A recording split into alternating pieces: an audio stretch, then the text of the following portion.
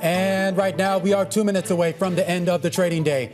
Romaine Bostick alongside Alix Steel. We're counting you down to the closing bell. You're here to help take us beyond the bell. It's a global simulcast. We're joined right now by Scarlet Fu in Studio 2, Massar and Tim Stenovec in the radio booth as we welcome our audiences across all of our Bloomberg platforms here on this Friday afternoon. A bit of a reversal, Massar, from what we saw on Thursday afternoon. Yeah, setting up to be, it was setting up to be kind of a pretty lousy week, if you will, in terms of the equity trade. A very different tone that we've seen certainly earlier in the week. But here we are. We're off our best levels of the session, but we've got, a 1.3% gain on the NASDAQ 100 and more than 1% higher on the S&P 500 here as we get ready to wrap up the trade. I got to be honest with you guys. It's a little puzzling for me to see an equity market reaction like this, given that a lot of investors have pushed later rate cuts for the year, given the strong jobs report that we got this morning. I know it's not necessarily knocked the Fed off its course completely, but just think of the difference in rate cut expectations that we had back in December versus what we have now. I mean, they've essentially been cut in half and pushed further and further into the year, and I'm surprised that we're still seeing equities move higher on that. Well, equity investors are banking on a stronger economy driving profits, and that's kind of been its singular focus, whereas for the bond market,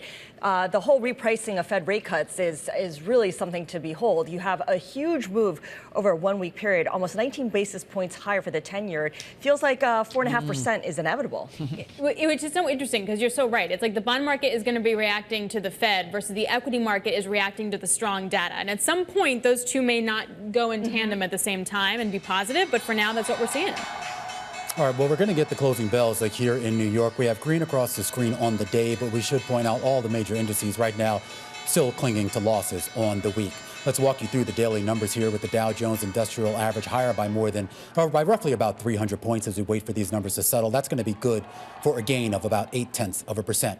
Meanwhile, the S&P holding that 5,200 level, a key pivot point here for that index, up 57 points or about 1.1% on the day. The NASDAQ Composite higher by 200 points or 1.3%, and the Russell 2000 trying to post some gains here on the day as well, up about 10 points or about 0.5%. Yeah, and pretty broad-based buying. You've got most names, 367 in the S&P 500 for the day. But I'm just looking at the week, guys. General Electric, your best performing name this week, up about 11%. Yeah, it's a leaner, meaner version of General Electric, right? After they spun off the other part of the business. Here's the IMAP. There's a whole lot of green. That's pretty much it. Some of the weak spots include autos and components, real estate investment management companies, a couple of food, beverage, and tobacco, but by and large, lots and lots of green. Communication services, industrials, and tech all gaining at least 1.4%. All right, guys, let's get to some of the individual gainers, if I may. Constellation Energy up about 5.5% in today's session. It was a top gainer, I should say, a top performer in both the NASDAQ 100 and the S&P 500 today. This is energy stocks. We saw it moving up overall. Oil, as it held above $90 a barrel, that threshold, escalating tensions. I know you guys have been probably talking about it. I know we have in terms of what's been going on in the Middle East. So kind of repricing, if you will, some of the geopolitical risks that are out there. WTI crude, by the way, moving up about 5% this week. We also did have Evercore ISI raising its price target on Constellation yesterday to 198 from 184. The stock closing at about 193 in today's session. All right, some deal news actually moving one of the names in today's trade. We're talking about Shockwave Medical. That one finishing off its highs today, but still about a 2% gain. This is the company that makes medical devices to treat heart disease, rising as one would expect. It was a target. It agreed to be purchased by J&J today. J&J paying $35 a share in cash. Shockwave, though, as we said, finishing the day with, do I have this right ticker? Yeah, I think so. What, about 326 and change here. And then we had Krispy Kreme, also an outperformer in today's session. It was up at its highs, up more than 12%, finishing the day with about a 7.3% gain. Piper Sandler coming out and saying that recent pact with McDonald's, a game changer. Piper Sandler lifting its rating on Krispy Kreme to overweight from neutral, saying the agreement with Mickey D's to boost its points of access by 175%. It also lifted its 12-month price target to $20 a share, and we had Krispy Kreme finishing the day at about $15.33 a share. All right, you got the gainers, Carol. I got the decliners. I do want to start with the biggest point drag on the S&P 500 today. That would be Tesla, finishing lower by 3.6%. Shares were down as much as 6.2% earlier in the day. This after Reuters reported that Tesla had canceled the project for a less expensive vehicle. We did see Elon Musk come out on his social network X saying that Reuters is lying, end quote.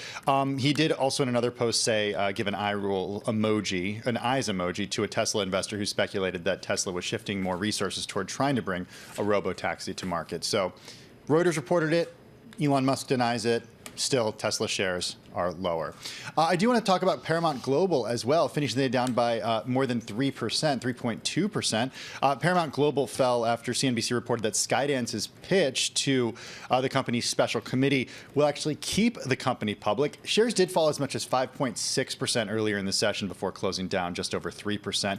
CNBC did report that under the deal, David Ellison's Skydance Media will either own a substantial minority stake or a majority stake in the company by merging its assets and raising new equity. And then the worst performer on a percentage basis in the S&P 500, Enphase Energy, pretty much closing at its lows of the day, down a little more than 7%. This after Citi cut its recommendation and price target on the company. Enphase cut to neutral from buy after reaching its, quote, full valuation. Right, so basically the idea is that solar panel installation for everyone's home is just taking like a little bit longer to really take off in an extra way. All right, guys, I'm looking at the bond market. There's actually stuff to talk about. Sell-off pretty solid right now. The 2-year yield up by about 10 basis points. The 10-year yield up by 8. But for the whole year, guys, the 10-year yield is up 51 basis points. Just take a moment and think about that. That's a lot. That is a lot. And the question is, at what point does that wind up hurting equity market? And are we talking 5%? Are we talking 4%? Like, where do we wind up hitting first at the end of the day? You know, it's interesting. Abigail Doolittle making the point that a lot of the mega caps, the big tech mega caps and names that really were outperforming in today's session, you look at their balance sheets. They've got a lot of cash on hand that they're not going to need to maybe tap into debt markets and so on and so forth, that maybe they are somewhat insulated from that higher rate environment. And so that was some of the phone calls she was making, and that was some of the reasoning why you saw some of that outperformance today and the gains in the overall trade. Right, because typically when you see yields move higher, tech companies are the companies that move lower because of a sort of revaluation. So, you know, things that are happening right now are just a little different than usual. Although there are supposed to be another $20 billion in investment-grade bonds being put to market next week. So a lot of people are saying that 4.5% for the 10-year yield kind of feels inevitable next week, along with a bunch of treasury auctions as well. Carol? Really, all right, really good point. That's things we can focus on next week. Right now I'm focusing on this Four Seasons new yacht trip. I don't know if you guys have read about this. Four Seasons Yachts debuting its first 95-suite vessel. That's going to happen in January of 2026, so book your tickets now. It's going to come, it could be the most expensive way to cruise. 7 nights in the Caribbean will cost no less than $20,000 per suite, with up to $330,000 for the nearly 10,000 square foot glass enclosed suite that fronts the ship's towering funnel. And you know what, guys? Doesn't include food. I was curious about this. Those prices actually didn't seem all that high because Excuse me? Wait, what? Okay, I'm going to finish. But when you look at some of the other luxury cruises out there that you get on places like Viking and stuff, particularly the ones that take you to more far-flung places, for 7 nights, I mean, you're pretty much getting into close to that 20,000 range. I mean, obviously, Four Seasons thinks they're offering something maybe a little bit more than that, but I think I was more upset by the 330,000. Yeah, that's what we're talking about. That feels real high. Well, I always start from the baseline. I mean, 20 grand, whatever. Sure, we can all. I mean, Perspective. Romaine's But the reading all baseline, about here's the thing. Yeah, but for cruises, the baseline should include food, and that's kind of Where's the industry the standard. all-you-can-eat buffet? Right. I'm just saying. Everyone, what are you talking about? Everyone's on Ozempic and Wegovy now, Carol. Nobody's eating. It's so true. There'll just be like a bunch of alcohol. But is there going to be like especially for Carol's high-end Carol's food sweet. here? Like there can't be a buffet of food. There's lots of restaurants, lots of different distinct restaurants. Yeah, and if you're used to the whole idea is creating the Four Seasons experience that somebody's used to on land, doing that at sea, and hopefully attracting those customers to shell out as much as $300,000 for. But I'm curious, when you get to a that price luxury point, suite? aren't you getting into sort of a group of customers that might actually already have their own yachts? Or I was chartering just thinking their the own same yacht. thing. Just go get your own boat. Yeah, or charter a private one. No, they're more expensive. This is the middle market. You know what I will the say upper they're middle more market. expensive than $300,000. Upper middle market. There we go. We're just adjusting as we go along. What's actually interesting about this is that the rooms can be reconfigured. You can move the walls around, and you can have a suite of rooms don't to actually combine move your the walls gigantic around. party. I was gonna say, like, I'm not gonna. If I'm I'm paying that much money, I'm not moving a wall in my bedroom. No, you don't have to move it. Someone else will move it for you. The guest ambassadors will move it for you. That's right. There's always guest ambassadors. And then there's the towels that are like shaped into animals. Or maybe not on this ship. Maybe not on this cruise. All right. Romaine, you make sure you report back to us when you go on one of these trips, okay? I will. Okay. All right. Looking forward to that. Guys, have a great and safe weekend. That's going to do it. A wrap our cross-platform coverage, radio, TV, YouTube, and Bloomberg Originals. We do it all. We call it Beyond the Bell. We will see you again, same time on Monday.